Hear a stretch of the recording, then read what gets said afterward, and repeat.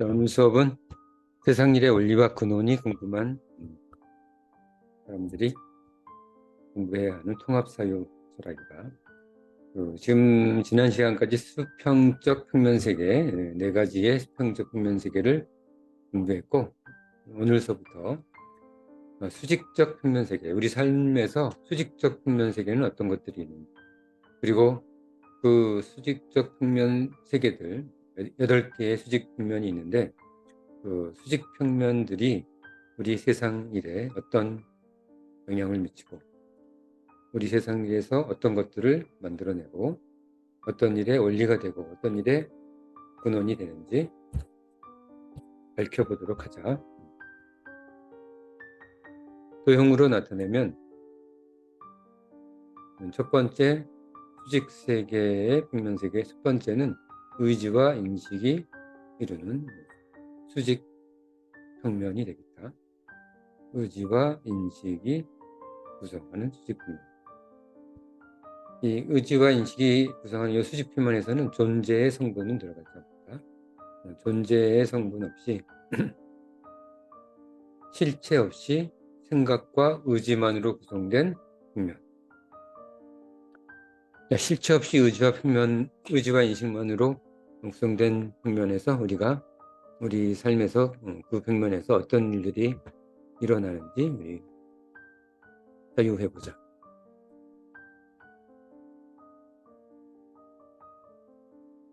세상을 인식하게 되면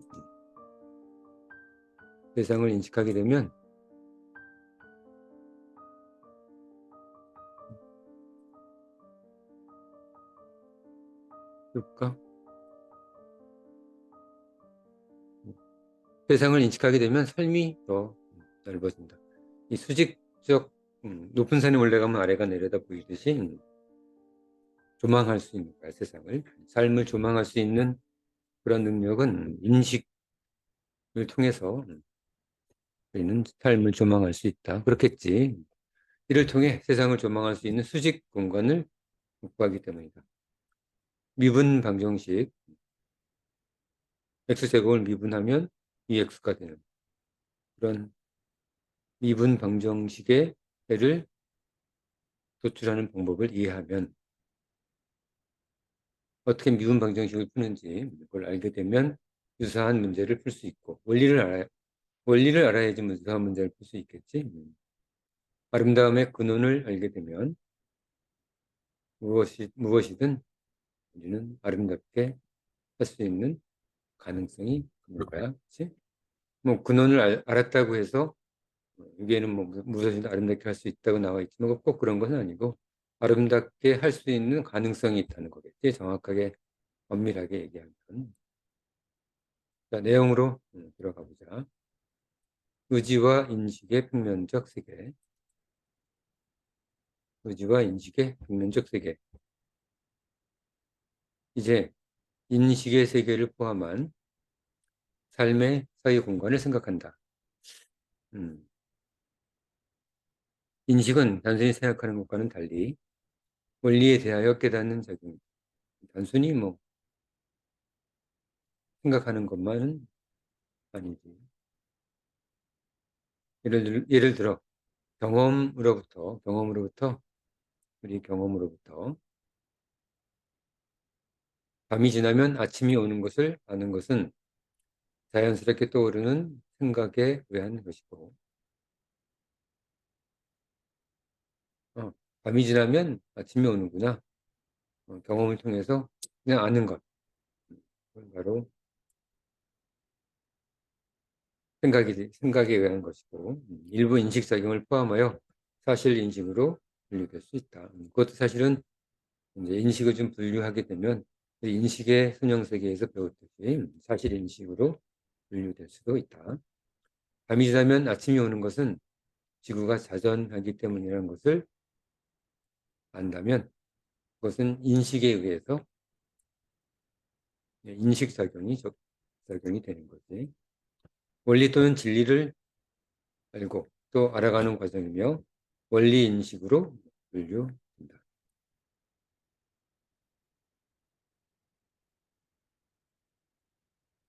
사실인식, 원리인식.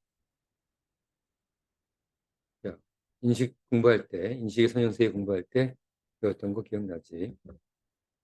우리가 무엇인가로부터 아름다움을 느낄 때,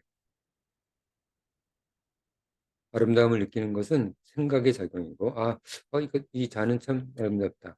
저 꽃은 아름답다. 생각의 작용이고, 왜 아름다운가를 생각해요. 그 아름다움의 근원을 사용하는 것은 인식이라고 볼 수 있다. 단순히, 예쁘다. 그것은 생각의 작용이고, 그렇겠지. 인식은 사물을 보고 받아들이는 방식, 그리고 생각하는 방식이 다를 뿐이다. 인식하게 되면 삶은 넓어진다. 조망하기 때문에. 삶을 조망할 수 있는 수직 공간을 확보하기 때문이다. 우리 서두에서 같이 공부했던 내용입니다. 미분 방정식의 해를 도출하는 방법을 이해하고 한번 풀 줄 알면 유사한 모든 문제를 풀 수 있고, 아름다움의 근원을 알게 되면 무엇이든 아름답게 할 수 있는 가능성이 있기 때문이다. 인식의 세계와 제3의 탄생은 어떤 관계일까? 제3의 탄생, 인식함에 의해서 우리는 또 다른 탄생을 할 수 있는 것. 제1의 탄생은 부모로부터의 육체의 탄생. 제2의 탄생은 정신의 탄생이라고 그랬지. 루소가 얘기한 정신의 탄생. 그건 자기 정신의 탄생이다. 그 다음에 제3의 탄생은 자기 철학 또는 자기 가치의 탄생을 제3의 탄생이라고 한다.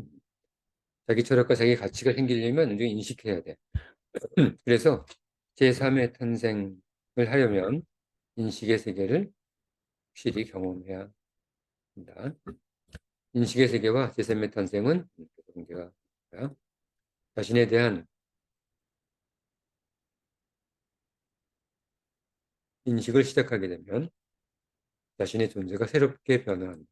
자, 인식과 함께 자신의 존재가 이제 변화하기 시작하는 거야. 자신의 존재 원리와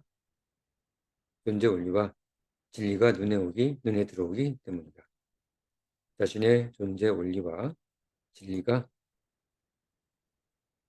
자신의 눈에 탁 띄기 시작하는 거야. 그래서 이때 비로소 자신이 자신으로서 완성된다. 인식의 세계, 인식 공간, 인식의 평면을 경험하지 못하면 자기 자신을 완성할 수 없다. 자신의 삶을 조망할 수 없기 때문이지.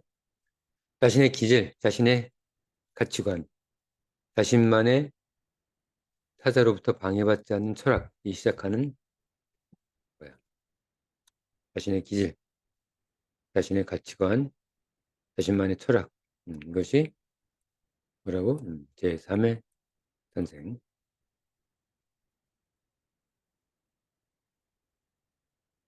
자신을 보는 눈을 가지게 되고, 자신을 보는 눈을 가지게 되고, 그럼으로써 자신의 운명을 자신이 결정해 나간다.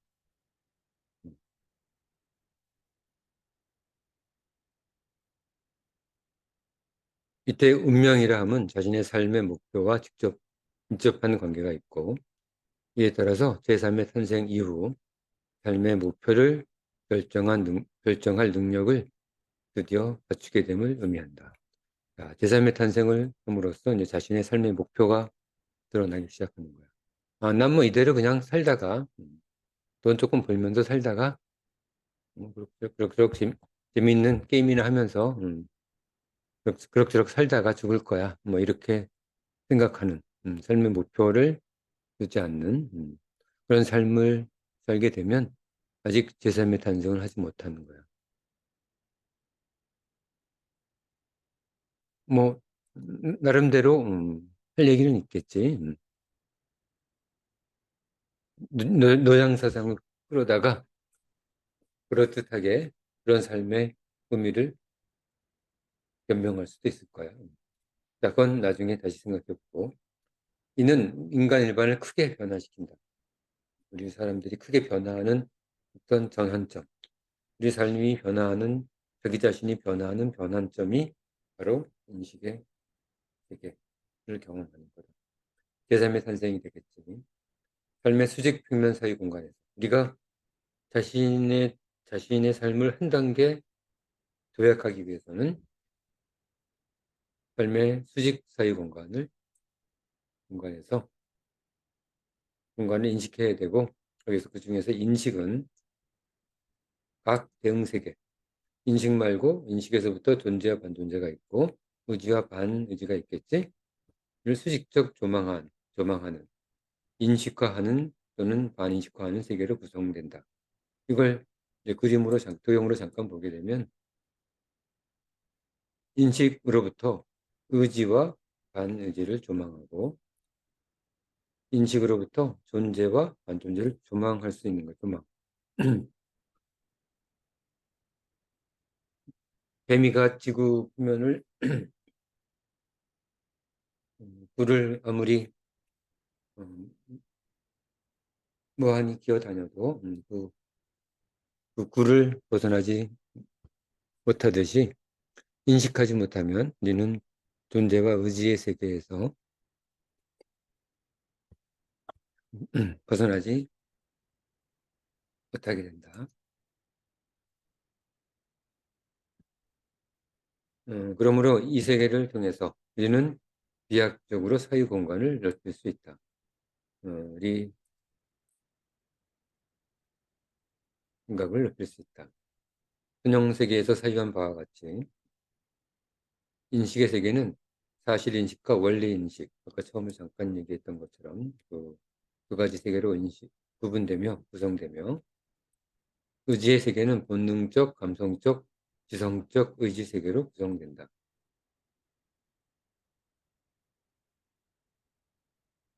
앞에 우리 공부했던 통합사회 철학 앞에 부분 선형 세계를 참고 바란다.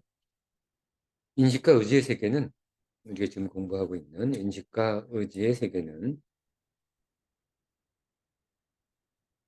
당연히 존재의 세계가 매개로 작용하지 않기 때문에 감각에 의해 실체화되지 않으며 존재가 없으니까 실체화되지 않음으로써 세계는 무제한적 특징을 가진다. 실체 제한이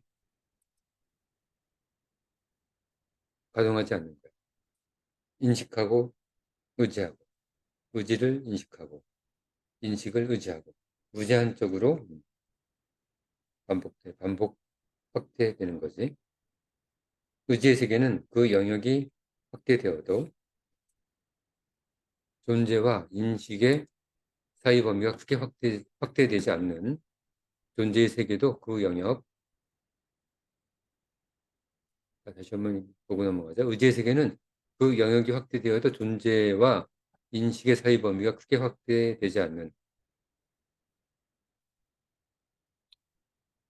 존재 영역도 영역이 확대됨에 따라서 의지와 인식 세계에 대한 사이 범위는 확대되지 않는다. 인식 세계처럼 이렇게 조망하는 것이 아니라 이쪽으로 넓게 가도 시야가 한계가 있는 거야. 그렇겠지? 다시 한번 볼까? 그래요. 도형으로 보게 되면 인식을 하게 되면 인식으로부터 위에서부터 아래로 조망을 하지만 이쪽으로 가봐야 물론 조금은 볼 수 있겠지만 멀리 본다면 인식 높은 곳에 올라가서 조망하는 것처럼 인식의 세계로 아무리 가도 조망 능력은 한계가 있겠지. 근데 인식의 세계는 높이 가면 높이 갈수록 볼 수 있는 의지와 존재의 세계가 기하급수적으로 늘어나는. 물론 인식이 아무리 늘어나도 반인식은 보이지 않겠지. 하지만 인식이 늘어나면 거의 뭐 길이고 평면이니까 거의 제곱의 텀으로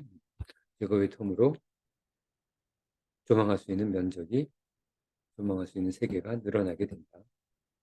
그렇겠지. 원리상으로.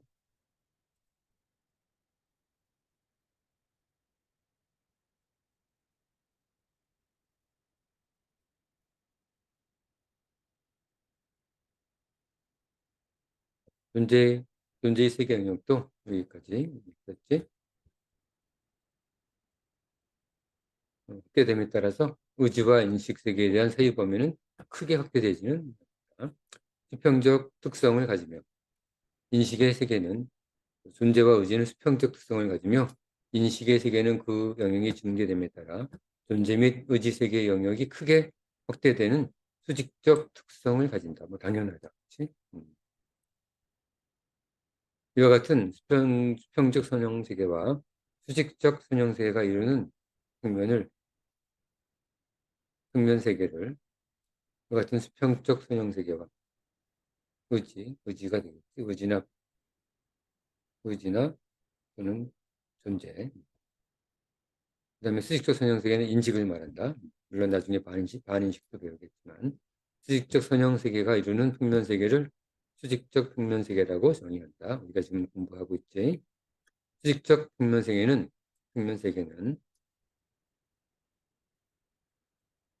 그 구성으로부터 인식과 반인식의 선형 세계를 포함하는 세계이다. 수직이라는 용어를 강조하는 이유는 인식의 역할을 강조하기 위함이다. 자, 그 이유는 알겠지? 수직 평면 세계의 특징은 지금 인식과 의지가 이루는 수직 평면 세계의 특징은 순환적 반복과 시간의 역류 현상, 존재에 의한 실체에 의한 시간의 역류 두 가지가 큰 특징이다. 수환적 반복, 첫 번째 수환적 반복은 인식과 의지의 평면적 세계의 경우 인식에 대한 의지 작용에 의해서 인식하려고 하는 그 의지지, 인식하려고 하는 그 추진력, 인식하려고 하는 그런 의도에 의해서, 시도에 의해서 인식 세계 영역이 증대되고 이 인식의 영역에 대응하는 또 새로운 의지가 생성되는 거야. 인식이 생기면 또 의지가 생기고 의지가 또 새로운 인식을 추구하고 이렇게 생성된 의지는 또 다른 인식의 의지로 작용하여 인식의 영역이 다시 확대되는 현상이 일어난다. 이로써 인간 일반은 우리 사람들은 자신의 사유 영역을 확대할 수 있는 사유 평면과 그 힘을 얻게 됩니다. 계속 기하급수적으로 늘어나는 그 수직적 평면 세계를 확대시킬 수 있는 거야. 그러니까 제3의 탄생을 한번 시작하면 계속 순환적 반복을 통해서 자신의 평면 세계를 늘려갈 수 있다는 이야기다. 순환적 반복은 자신의 존재를 잊을 정도로 사유에 집중하여 독립된 평면 사유 세계를 구성할 때 나타난다. 사유에 집중할 때 나타나는 현상이다. 선이라든지 자신의 집중 사유 통해서 순환적 반복 현상을 우리는 경험할 수 있다. 이 상태에 도달하려면 선과 명상과 같이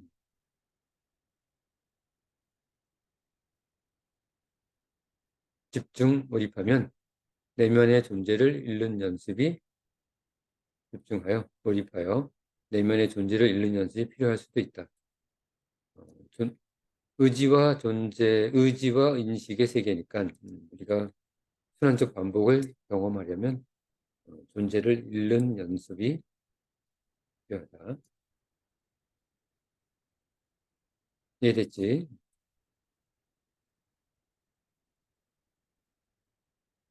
그러나 순환적 반복은 순환적 반복은 무한한 것은 아니다. 시간 좌표를 포함할 경우, 시간에 따라서 시간 좌표를 포함할 경우 우리 통합사유 철학에는 시간 좌표가 없다. 이거 봐봐. 이제 시간 좌표가 없지? 나중에 통합사유 철학 두 번째 2부에서 통합사유 철학이 완전히 끝나고 새롭게 공부하게 될 통합사유 철학 2에서 시간 범위고요. 시간의 4차원 공간이 들어간 사유철학도 함께 공부하게 될 거야. 자, 그때까지는 시간은 일단 잊어버리자.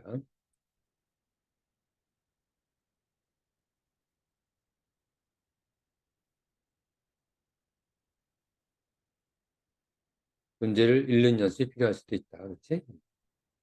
자, 그 다음은 그러나 순환적 방법은 시간 좌표를 포함할 경우 시간이 지나면 그때 사유 가능한 가상적 시간 공간을 탄생시키며 이로부터 인식의 의지와 과정 중 존재가 서서히 매개하게 되고 그래서 순환적 반복을 정지시켜 현재의 시점으로 되돌리려 하는 시간의 역류 현상을 겪게 된다.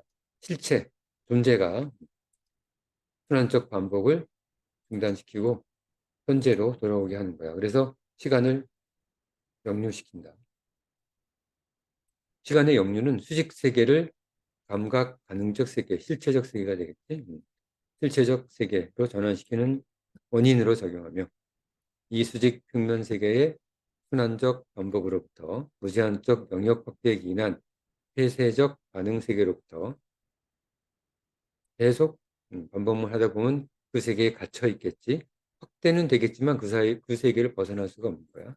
그 세계로부터의 이탈 작용을 조정 제어한다. 시간의 역류가 그런 역할을 하게 되는 거야. 자, 이게 그런 경험들은 스스로 한번 잘 가지해 보기 바랍니다. 즉, 인식과 의지의 수직적 평면 세계는 순환적 반복에 의한 무제한적 영역 확대와 시간의 역류로부터 영역 축소가 일어나는 두 가지 현상이 공존하게 된다. 그렇겠지.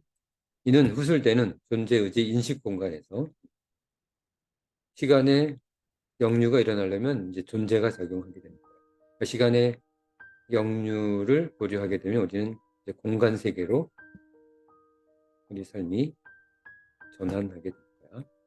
시간의 역류는 실존적 삶 속 의미 있는 인식을 위한 순환적 반복을 위해 반드시 필요하다. 그래서 시간적 역류가 없으면 계속 의지와 인식만으로 구성된 삶을 살아갈 텐데 시간의 역류를 통해서 드디어 우리는 의미 있는 우리 삶과 연관성이 있는 의미 있는 철학을 완성하게 되는 거야.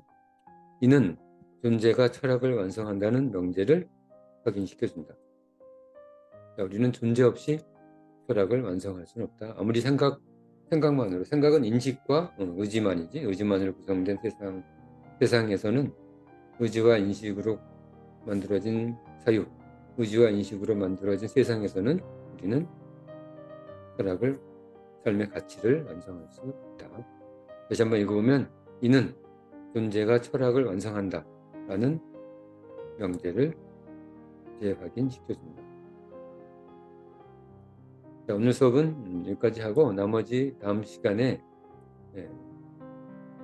수직 평면 세계, 첫 번째 수직 평면 세계, 인식과 의지의 수직 평면 세계에 대해서 나머지 부분에 대해서 조금 더 공부해 보도록 하자. 자, 오늘 수업은 인식과 의지의 평면 세계, 인식과 의지의 평면 세계 첫 번째 시간을 공부했다. 의지와 인식이 이루는 순환적 반복, 그리고 인식이 만들어내는 수직적 조망을 통한 제3의 탄생, 그리고 의지와 인식의 순환적 반복에 의해서 계속 그 속에 갇혀서 빠져나오지 못할 때 존재를 끌어들여서 시간에 따라서 시간이 지나면 존재가 의지와 인식 세계에 파고 들어가서 우리의 시간을 역류시켜주는, 그래서 우리의 철학과 가치를 우리 삶을 완성시켜주는 그런 기본적인 첫 번째 수직 평면 세계, 의지와 인식의 평면 세계에 대해서 공부해봤다. 다음 시간에 의지와 인식의 평면 세계 두 번째 시간을 공부하면서 조금 더 의지와 인식의 평면 세계에 대해서 조금 더 구체적으로 공부해 보도록 하자. 자, 오늘 수업은 여기까지.